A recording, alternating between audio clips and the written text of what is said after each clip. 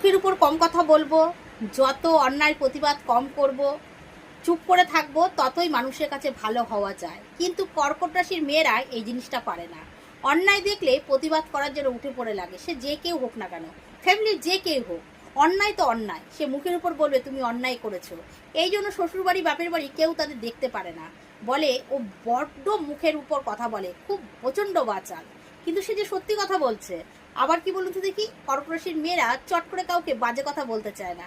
তারা কিন্তু খুব সুন্দর করে লোকের সাথে কথা বলতে ভালোবাসে, কিন্তু তাকে উত্তেজিত করে তোলে তার আশেপাশের লোকজন, যে বাধ্য করে খারাপ কথা বলার জন্য। যখন সে খারাপ কথা বলে তখন বলে এরা ভালো না। কি আমার কথাগুলো যারা কর্কট রাশির মেয়েরা মিলছে কিনা বলো? আসলে কি বলতো, কর্কট রাশির মেয়েরা খুবই ভালো হয়, কিন্তু এই যে দুটি কারণের জন্য তারা সকলের কাছে খারাপ হয়ে যায়। উচিত কথা বলার জন্য আর রাগটাকে কন্ট্রোল করতে না পারার জন্য। জয় রাধে।